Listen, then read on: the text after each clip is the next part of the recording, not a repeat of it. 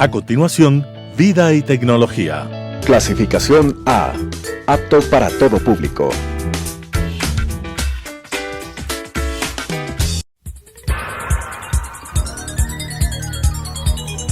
Las opiniones vertidas en este espacio por la producción y dirección del programa son de exclusiva responsabilidad de sus autores y de quienes intervienen en ellos. Telesucesos Canal 29 UHF presenta Vida y Tecnología, descifrando los códigos que marcan la vida moderna, con la conducción de Paulina Paredes. Vida y Tecnología. Hola amigos, gracias nuevamente por acompañarnos en Vida y Tecnología. En esta oportunidad queremos nuevamente recalcar las grandes oportunidades que hay en el país para quienes desarrollan software. Pero también queremos hablar de lo que hace falta, de lo que nos está faltando al momento de tomar una decisión, por ejemplo, como familias, de inculcar a los chicos desde muy temprano que esta carrera tiene muchas opciones, no solamente en el país, sino también fuera. Y para eso contamos con la presencia de un especialista en desarrollo de software que tiene una empresa de desarrollo de software por mucho tiempo y que además tiene una trayectoria internacional espectacular. Es Edgar Sánchez, es el gerente general de Logic Studio, y queremos que Edgar nos cuente específicamente qué podemos hacer, dónde están las oportunidades. Edgar, gracias por acompañarnos en esta oportunidad. Gracias a ti, Paulina, por la invitación. Y bueno, te tengo que contar que esta historia un poquito empezó la semana pasada, lo que vamos a hablar ahora, porque leí un artículo sobre el hecho de que en Brasil se gradúan anualmente 40 y pico de mil profesionales en el área de software de sistemas, que parece un número gigante, pero lo que realmente impresiona es que la estimación de puestos de trabajo para esa misma área era como de 100 y pico de mil, es decir, casi el triple. Eso quiere decir que si esos números fueran correctos, 2 de cada 3 nuevos puestos de trabajo en el área de desarrollo de sistemas en Brasil no se pueden llenar. Y en Ecuador tenemos ahora, cifras. Perdón. Tenemos cifras en Ecuador de cuántos graduamos y cuántos nos faltan. Entiendo que la Cámara de Innovación tiene. Hay estimaciones hechas, por ejemplo, por el CNCID, hechas por empresas privadas. Entonces, los números varían un poco, pero más o menos el hueco no es tan gigante como lo que te acabo de contar en Brasil, pero está ahí. O sea, dependiendo de a quién le preguntes, hay un agujero de 30%, hay un agujero de 50%, que se va quedando ahí sin poder llenarse. Entonces, igual en el Ecuador tenemos ese problema, y es un problema, hay que decir, global. En Estados Unidos, en Europa, en Japón, en Corea, se está faltando gente que sepa desarrollar software, que sepa mantener grandes infraestructuras de informática, este tipo de cosas. Y tú que tienes una experiencia muy grande en tu empresa desarrollando software, ¿qué tan fácil es conseguir profesionales preparados? No solamente el número, sino también la capacidad, la calidad o el enfoque. No sé, ¿cuáles son los factores que ustedes evalúan en ese sentido? Sin duda, la capacidad de desarrollar software. Fíjate que un síntoma de esta necesidad que se tiene creciente es que hasta hace unos pocos años la exigencia de que tuvieras un título universitario de 5 años en ingeniería era justo eso, requisito indispensable. Pero van pasando los años, las necesidades van creciendo y esa necesidad se va flexibilizando. Entonces ahora el foco es, ¿sabes escribir software? ¿Sabes desarrollar programas en alguno de los múltiples lenguajes que hay? Que si C#, que si Java, que si Python, cualquiera de estos lenguajes. Y si lo sabes hacer, tienes una oportunidad de trabajo. Contratar se está convirtiendo en un ejercicio cada vez más complicado, en el sentido de que y como es natural, fíjate, como todo mercado, ¿no? Cuando la demanda es mayor que la oferta, entonces los sueldos suben, lo cual es bueno para la gente que le entre este oficio, pueden poner mejores condiciones. Acá, hasta antes de la pandemia, todavía no, pero por ejemplo en Estados Unidos, en Europa, es normal que la gente pueda trabajar desde sus casas, incluso con horarios flexibles. Acá, pues por razones culturales, eso se veía bastante más frenado, porque tenemos el tema de te quiero ver en oficina, pero con la pandemia, todo el mundo se tuvo que ir a trabajar en la casa, y nuestro oficio tuvo el efecto interesante de que la productividad prácticamente no bajó, la gente puede hacer lo que tiene que hacer desde su casa, usando internet y demás. Volviendo a tu pregunta, entonces, sí, cada vez se va haciendo más difícil, y por otro lado, contratar, quiero decir, y por otro lado, la barrera de entrada va bajando un poquito más. Eso sí, tienes que tener el gusto por hacer desarrollo de software y ese tipo de cosas.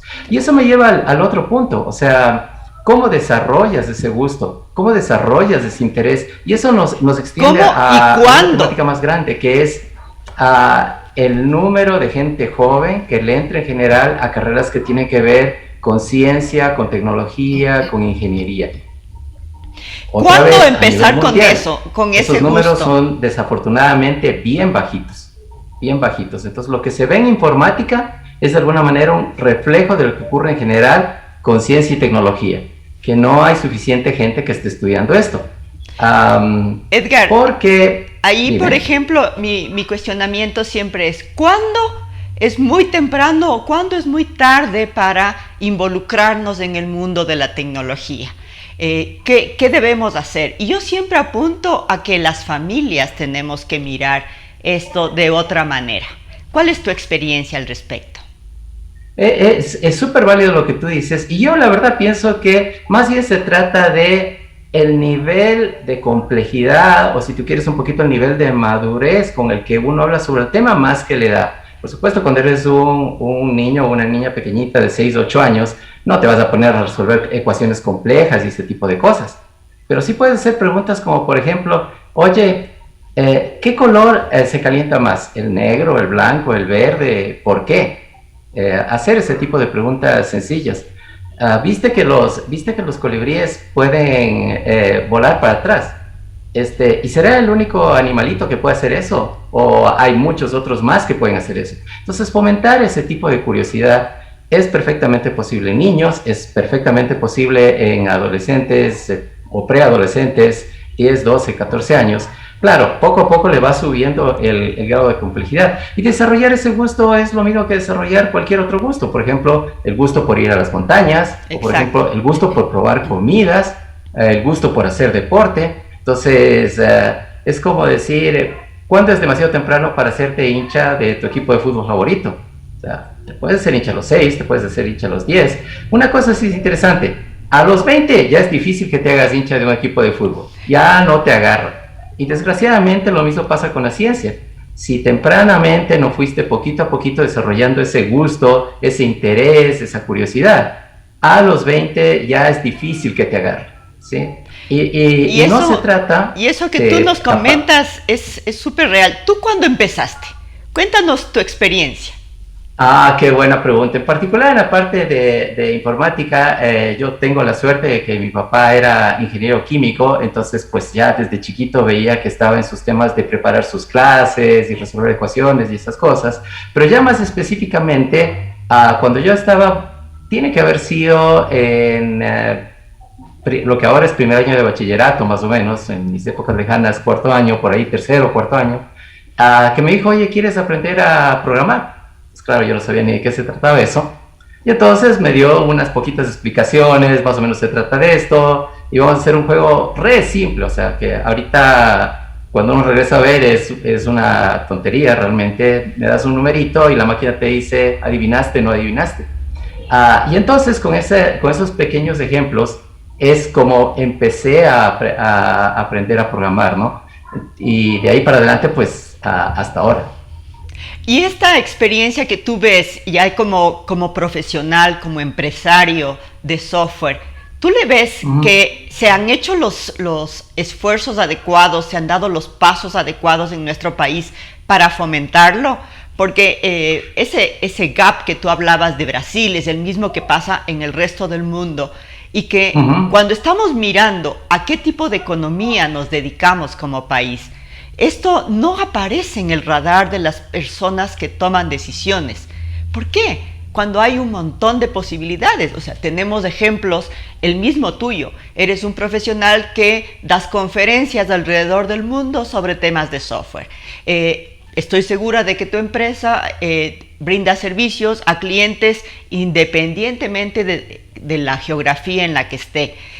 Pero ¿por qué eso no se mira cuando estamos viendo que generación de empleo en la que todos estamos súper involucrados, súper conscientes de eso, no aparece en el radar el tema de software?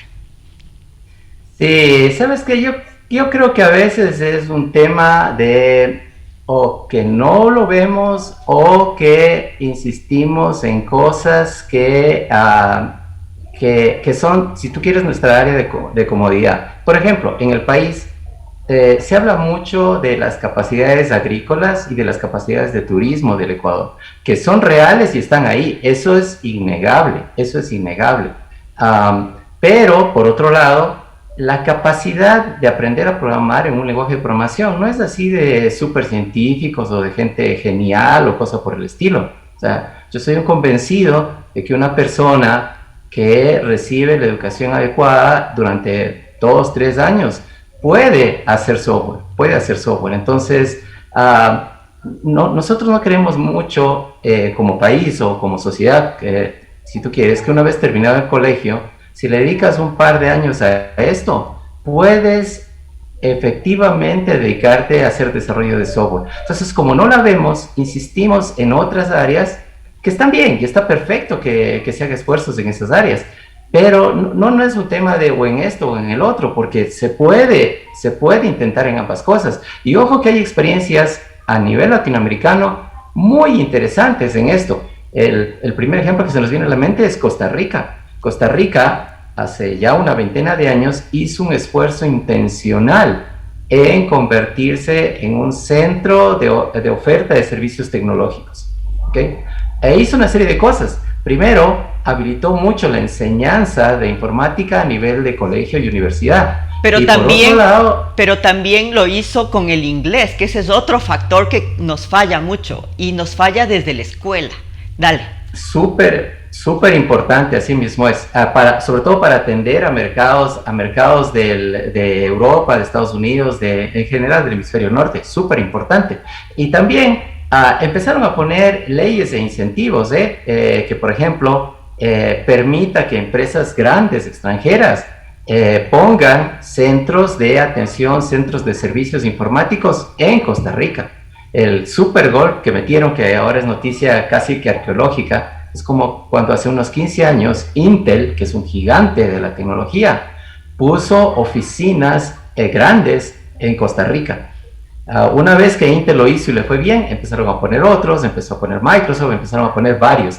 El resultado final es que ahora el aporte a la economía costarricense de las áreas de tecnología es importante, se nota en el PIB, además es empleo de calidad, y ahora, y con razón que está de moda todo esto de las economías sustentables y todo eso, la verdad es que informática, software, es una de las cosas que menos impacto tiene a nivel de contaminación y ese tipo de cosas, y es un recurso súper renovable, porque es la gente que cada semana se levanta a pensar, porque de eso se trata este oficio, de sentarte a pensar en cosas, a resolver problemas.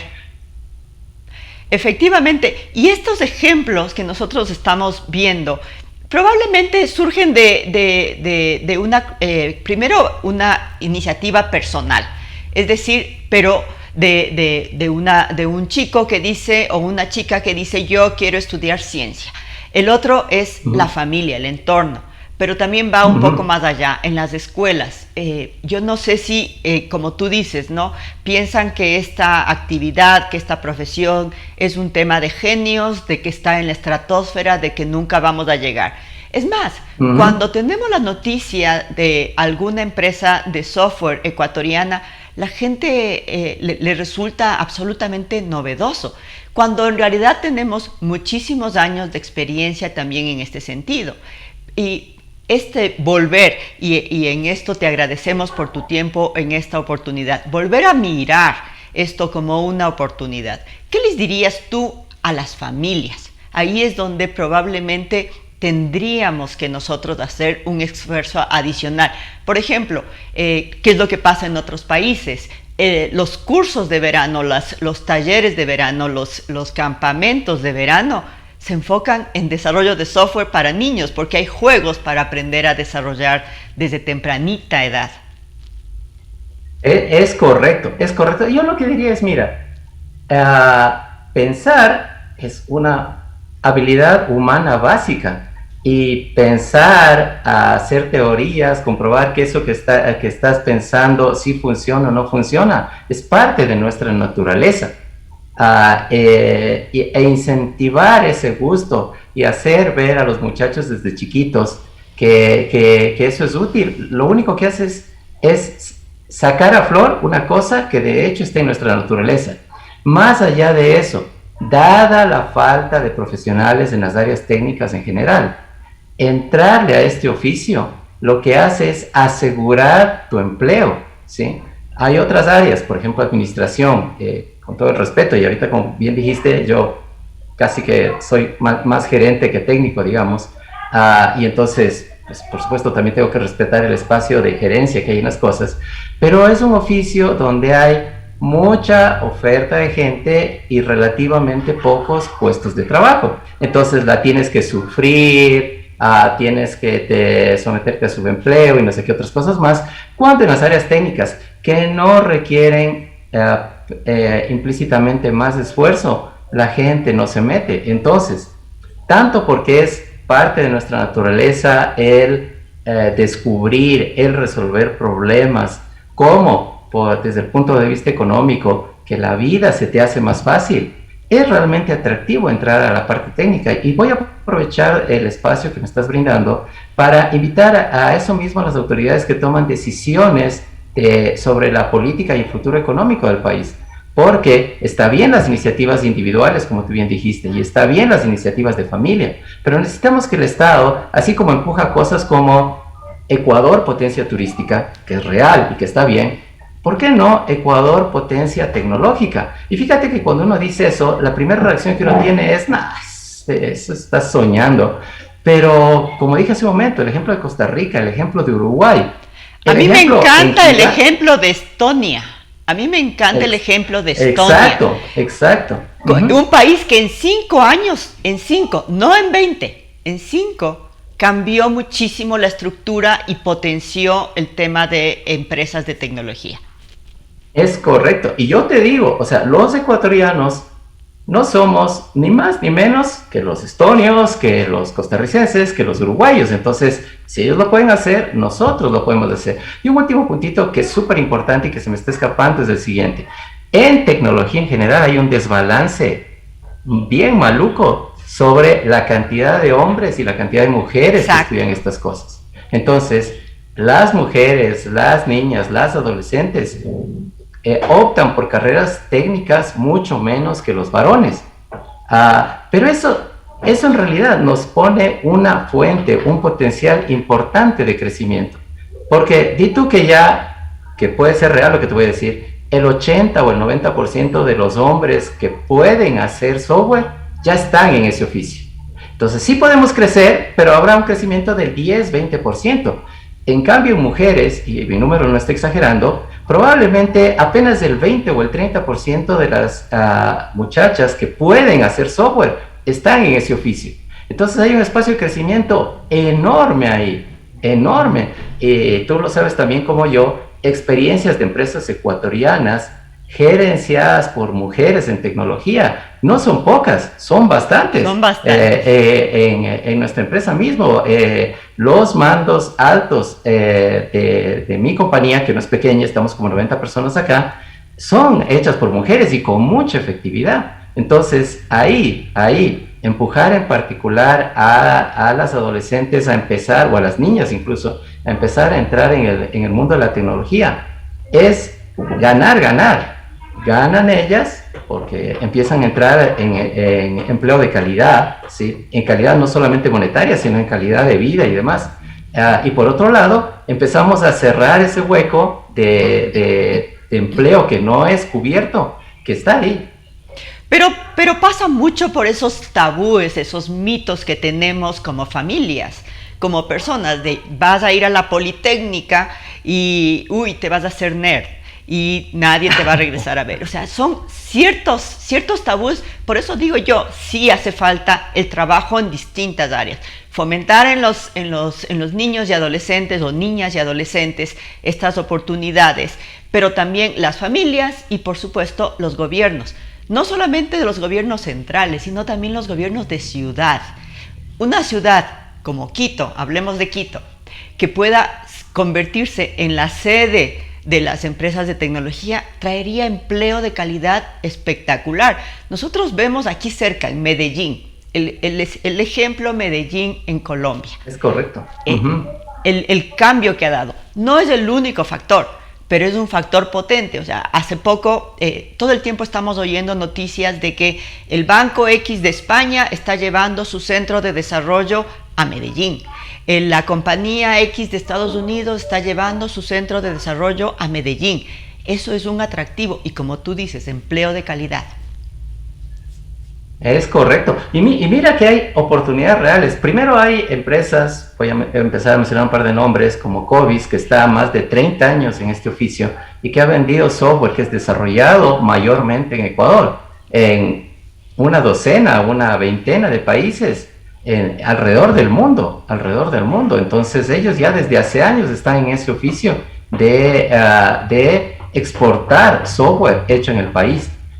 Nosotros mismos como empresa tenemos varios clientes en Estados Unidos, en su momento incluso lo hemos tenido en Europa, y entonces lo hemos podido hacer. Y la noticia más reciente son los buenísimos amigos de Kushki.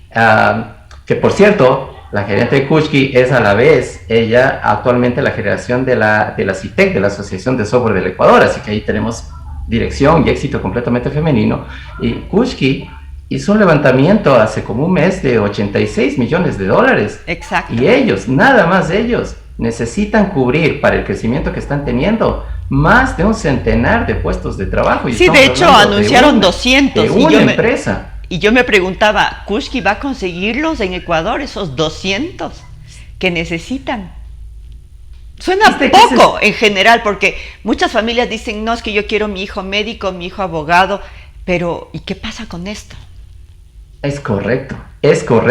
Y otra vez, no está mal todos esos otros oficios, pero es que acá hay oportunidades y es un trabajo que, por ejemplo, te permite viajar muchísimo. Ahorita la pandemia nos restringió bastante, pero no es nada raro que personas como yo, por ejemplo, tengan la oportunidad de media docena de veces al año viajar a diferentes países, interactuar con otra gente, a ver el mundo. Entonces tiene una serie de ventajas. No es, y en eso tú tienes razón, no es ese tipo de oficio del medio científico loco que se encierra a quemarse la cabeza, encerrado en un cuarto, no habla con nadie y ese tipo de cosas. No, es un oficio muy social. Conversas con gente, conoces gente, disfrutas. Entonces hay un montón de razones para entrar a este trabajo. Primero, no creo que puedas excluir tu condición de científico loco, pero te agradecemos por esta visión diferente para que precisamente conversemos de los temas que nos incumben. Y este es un espacio para eso. Muchísimas gracias, Edgar. Muchísimas gracias a ustedes por acompañarnos nuevamente en Vida y Tecnología. Será hasta una próxima oportunidad. Las opiniones vertidas en este espacio por la producción y dirección del programa son de exclusiva responsabilidad de sus autores y de quienes intervienen en ellos. Telesucesos Canal 29 UHF presentó Vida y Tecnología, descifrando los códigos que marcan la vida moderna, con la conducción de Paulina Paredes. Vida y Tecnología.